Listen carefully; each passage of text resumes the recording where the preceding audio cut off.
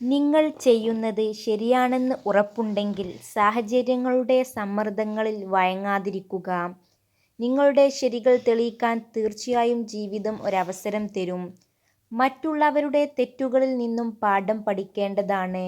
കാരണം സ്വയം തെറ്റ് സംഭവിച്ചതിനു ശേഷം പാഠം പഠിക്കുവാൻ തീരുമാനിച്ചാൽ ജീവിതം ഒരുപാട് വ്യർത്ഥമായി പോകുന്നതാണ്.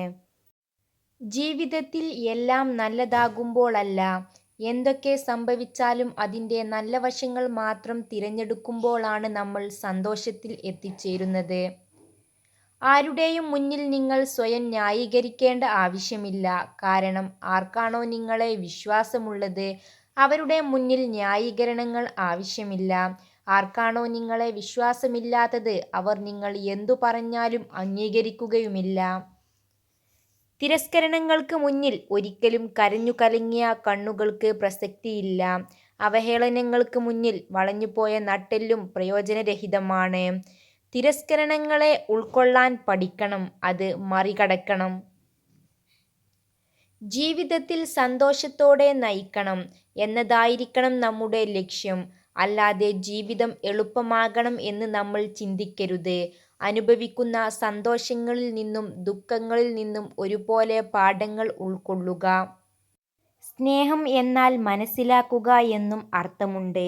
മറ്റൊരാളുടെ സാഹചര്യവും സന്ദർഭവും അവരുടെ സങ്കടവും സന്തോഷവും മനസ്സിലാക്കി അവരോട് പെരുമാറുമ്പോഴാണ് ആ സ്നേഹത്തിന് മാറ്റുകൂടുന്നത്. ജീവിതത്തിൽ തളരുമ്പോൾ നമുക്ക് വേണ്ടത് ഉപദേശങ്ങളല്ല, നമ്മളെ കാണാനുള്ള കണ്ണുകളും കേൾക്കാനുള്ള കാതുകളും മനസ്സിലാക്കാനുള്ള ഹൃദയവുമാണ്. നമ്മുടെ കൂടെ ചിരിച്ചവരും കരഞ്ഞവരും അവസാനം വരെ കൂടെ കാണണമെന്നില്ല.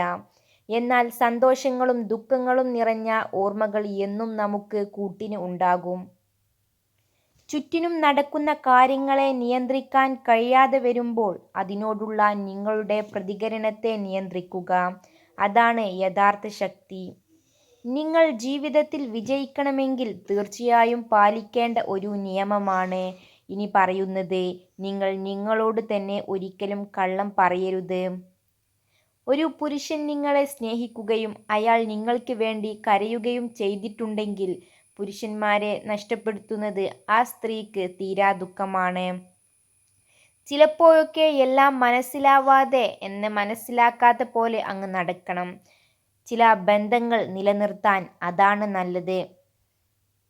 മറ്റുള്ളവർ നിങ്ങളെ ഏതു രീതിയിൽ പരിഗണിക്കപ്പെടണം എന്ന് നിങ്ങൾ ആഗ്രഹിക്കുന്നുവോ എങ്കിൽ അതുപോലെ നിങ്ങൾ മറ്റുള്ളവരോടും പെരുമാറുക.